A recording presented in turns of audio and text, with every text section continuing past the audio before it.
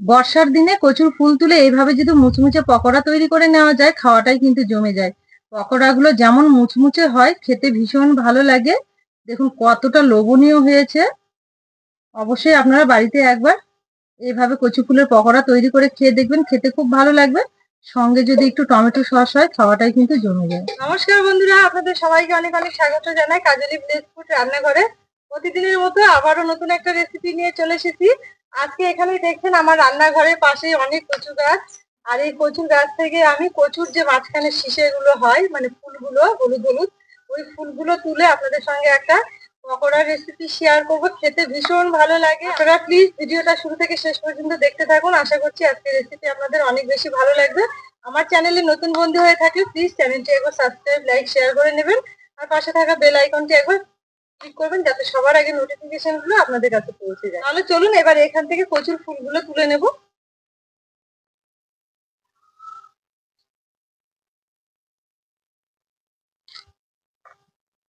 এই যে দেখুন এখানে পেয়ে গেছি, এই যে দেখুন তুলে নেব এগুলো। এই যে দেখুন একটা পেয়েছি, আরো একটা পেয়েছি, ভেতরে অনেক আছে, তুলে নেবো এবার।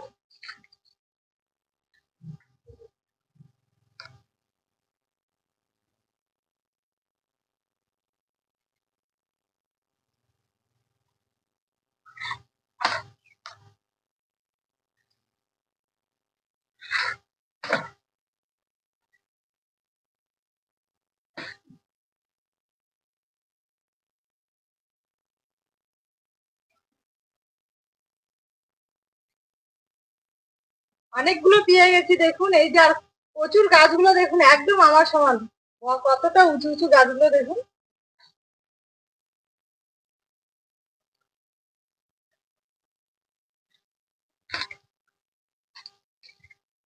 অনেকগুলো পেয়েছি, এগুলোই হয়ে যাবে। দেখুন অনেকগুলো আমি প্রচুর ফুল পেয়েছি, এই ফুলগুলো হলেই হয়ে যাবে। এবার বটিতে ছোট ছোট করে কেটে নেব। ঠিক একটু কুচি করে নিতে হবে। আর প্রচন্ড আজকে গরম পড়েছে, আকাশ মেঘও করে এসেছে, বৃষ্টি নামবে হয়তো। আর বৃষ্টির মধ্যে এই পকোড়াগুলো খেতে কিন্তু বেশ ভালো লাগবে। একদম মুচমুচে করে ভেজে নিতে হবে। আর বিশেষ করে বৃষ্টি বাদলের দিনেই কিন্তু পকোড়া খেতে বেশি ভালো লাগে। দেখুন এগুলো এইভাবে কেটে নিতে হবে। হলুদ অংশটা নিতে হবে, আর মাঝখানে একটা সীসার মতো রয়েছে, এটা কিন্তু বাদ দিতে হবে। এই যে দেখুন ঠিক এইভাবে কেটে নিতে হবে। আর ভালো করে একটু দেখে নিতে হবে যে ভেতরে কিছু পোকামাকড় থাকলেও থাকতে পারে, একটু ভালো করে বেছে কুচে নিতে হবে। এইভাবে সবগুলো কেটে নেব। এই যে দেখুন সবগুলো কিন্তু এইভাবে কেটে নিয়েছি, খালি ফুলগুলো। এবার এগুলো একটু ছোট করে ঝুরি করে কেটে নেব।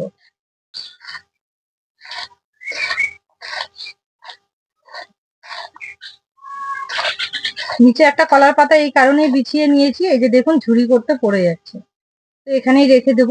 ঠিক এইভাবে ঝুরি করে নিতে হবে। সবগুলোই একইভাবে ঝুরি করে নেব। এই যে দেখুন সবগুলো খুব সুন্দর করে ঝুরি করে নিয়েছি। এবার একটা ঝুড়িতে তুলে নেব। এগুলো হলেই কিন্তু অনেকগুলো পকোড়া হয়ে যাবে। এবার এগুলো খুব ভালো করে ধুয়ে নিয়ে ভাপিয়ে নিতে হবে। উনুন জেলে জল বসিয়ে দেব। উনুন জেলে একটা সসপ্যান বসিয়ে দিয়েছি এগুলো ভাপিয়ে নেওয়ার জন্য। এবার সসপ্যানের মধ্যে জল দিয়ে দেব।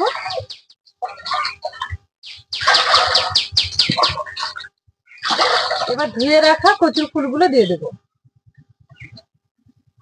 এবার একটু নেড়ে চেড়ে নরম হতে ঢাকা দিয়ে রেখে দেব। এই যে দেখুন এগুলো কিন্তু খুব ভালো করে ভাপিয়ে নিয়েছি, একদম নরম হয়ে গেছে। মাঝখানেও আমি একবার ঢাকা তুলে নেড়ে চেড়ে দিয়েছিলাম, হয়ে গেছে। এবার নামিয়ে নেব। একটা ঝুড়িতে ঢেলে জলটা ছেঁকে নেব। এবার একটু ঠান্ডা জল দিয়ে ভালো করে ধুয়ে নেব।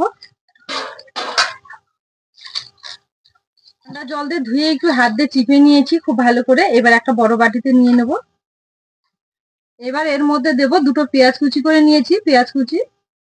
এবার এর মধ্যে নিয়েছি আদা, জিরে, শুকনো লঙ্কা আর কয়েকটা রসুনের কোয়া বেটে নিয়েছি একসঙ্গে, এটা দিয়ে এবার দেবো একটুখানি বেসন।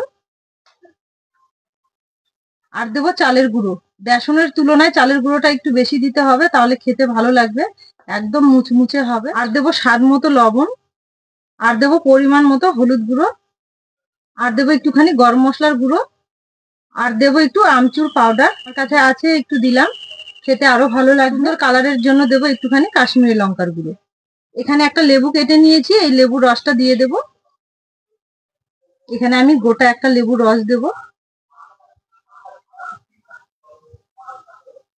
পকোড়াগুলো চটপটা বানানোর জন্য দেব এখানে একটুখানি চাট মশলা নিয়েছি, 1 চামচ দিয়ে দেব। এই চাট মশলাটা দিলে কিন্তু আর অন্য যে মশলাগুলো হয় সেগুলো না দিলেও হবে, যেমন জিরের গুঁড়ো, ধনের গুঁড়ো। তো আমার কাছে আছে, সবকিছুই দিলাম, খেতে আরো বেশি ভালো লাগবে। এবার সবকিছু একসঙ্গে খুব ভালো করে মেখে নেব। এখানে কিন্তু জল দিতে হবে না, একদমই জল লাগবে না। মাখার সময় খুব সুন্দর একটা গন্ধ বেরোচ্ছে, ভীষণ ভালো লাগবে খেতে। এই যে দেখুন, এখানে সবকিছু দিয়ে খুব ভালো করে একটু আলতো হাতে মেখে নিয়েছি।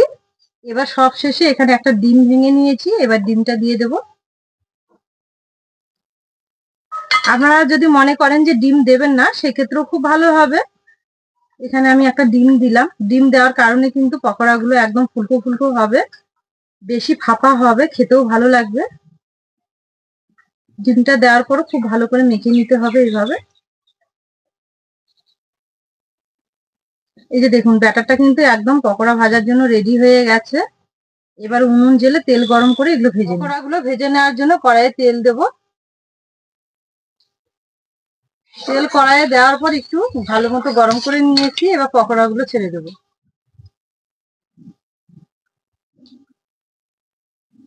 এই সাইজেই সবগুলো ভেজে নেবো একই ভাবে। পকোড়াগুলো দেখবেন কতটা ফুলকো ফুলকো হয়।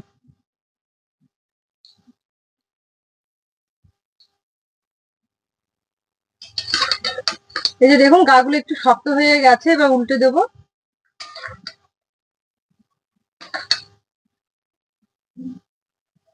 পকোড়াগুলো দেখুন ফুলের সাইজে ডবল হয়ে গেছে, একদম ফুলকো ফুলকো হয়েছে। প্রচুর ফুলের এই পকোড়াগুলো কিন্তু একটু কড়া করে ভেজে নিতে হবে, মানে একদম মুচমুচে করে, তাহলে খেতে বেশি ভালো লাগবে। এই যে দেখুন, হালকা আছে, পকোড়াগুলো কিন্তু একদম মুচমুচে করে ভেজে নিয়েছি, আর খুব সুন্দর একটা কালার এসেছে দেখুন, আর একদম ফুলকো ফুলকো হয়েছে। এইভাবেই কিন্তু ভেজে নিতে হবে একটু সময় নিয়ে। এই যে দেখুন কতটা সুন্দর হয়েছে। আওয়াজ শুনে আপনারা বুঝতেই পারছেন যে কতটা মুচমুচে হয়েছে দেখুন।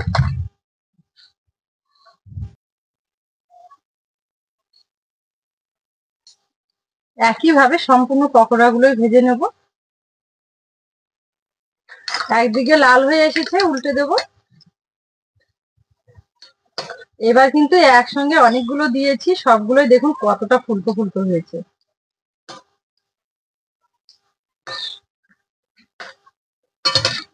এগুলো আগের মতো হালকা আছে নেড়ে চেড়ে একটু লালচে করে ভেজে নিয়েছি, মুচমুচে করে হয়ে গেছে। এবার তেল থেকে তুলে নেব।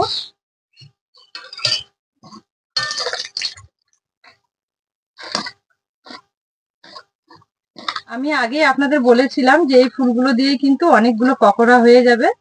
দেখুন পুরো এখানে 1 প্লেট হয়ে গেছে, আর দেখতে কতটা লোভনীয় হয়েছে।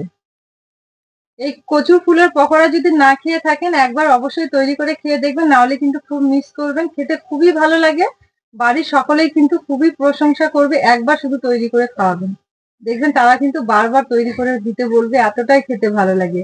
আমার রেসিপি গুলো যদি আপনাদের ভালো লেগে থাকে, তাহলে প্লিজ আমার চ্যানেলটি ফলো করে পাশে থাকবেন। সবাই খুব ভালো থাকবেন, সুস্থ থাকবেন। আবার দেখা হবে নতুন রেসিপি নিয়ে।